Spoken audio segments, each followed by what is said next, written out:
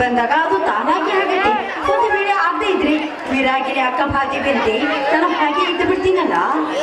ನೋಡು ತಂಗಿ, ನೀನು ಅಕ್ಕ ಮಹಾದೇವಿಯಂತೆ ಬಾಳ ಬಯಸಿದರು ಕೌಶಿಕನಂತ ಕಾಮಕರೇನು ಕಡಿಮೆ ಇಲ್ಲಮ್ಮ ಇದ್ದರೆ ಕಾಲದಲ್ಲಿ. ಅಂತ ಅಕ್ಕ ಮಹಾದೇವಿಗೆ ಸೂಳಿ ಎನ್ನದ ಬಿಡದೆ ಈ ಸಮಾಜ ಅಂದಾಗ ನಿನ್ನಂತವಳ ಪಾಡೇನಮ್ಮ. ಆದ್ರೂ ಕೂಡ ಹಿರಿಯರ ಮಾತಿಗೆ ಮನ್ನಣೆಯನ್ನು ಕೊಟ್ಟು ಕೌಶಿಕ ಮಹಾರಾಜನನ್ನೇ ಮದುವೆ ಆಗಿರುವ ಅಕ್ಕ ಮಹಾದೇವಿಯ ಸಂಸಾರ ಸುಸೂತ್ರವಾಗಿ ಸಾಗಿದ್ದೇನೆನ? ಇಲ್ಲಲ್ಲ, ಇಲ್ಲ. ಕೊನೆಗೆ ವಿರಾಗಿನಿಯಾಗಿ ಬಸವಣ್ಣನವರ ಅನುಭವ ಮಂಟಪದಲ್ಲಿ ಐಕ್ಯರು.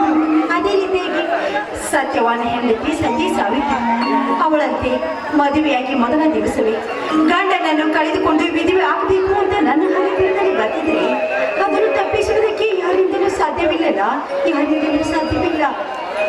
ಆದರೂ ಕೊನೆಗೆ ಯಮನೊಡನೆ ಹೋರಾಡಿ ಮಡಿದ ಗಂಡನ ಪ್ರಾಣ ಮರಳಿ ಪಡೆದು ಸತಿ ಸಾವಿತ್ರಿ ಎಂಬ 5 ಅಕ್ಷರಗಳನ್ನು ಅಚ್ಚಳಿಯದೆ ಉಳಿಸಿದ್ದಾಳೆ.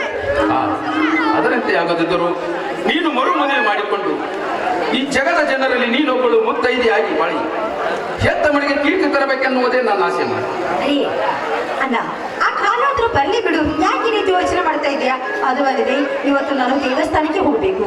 ಸೋಮಣ್ಣ ಬರುವ ಹೊತ್ತಾಯ್ತು. ಒಳಗಡೆ ಹೋಗಿ ಅಡಿಗೆ ಮಾಡಿಟ್ಟು ನಂದಿ ಬಂಡಿ ಬಸವೇಶ್ವರ ದೇವಸ್ಥಾನಕ್ಕೆ ಹೋಗಿ ಬರ್ತೀನಣ್ಣ. ಆಯ್ತು, ಹೋಗಿ ಬರ್ತೀನಿ.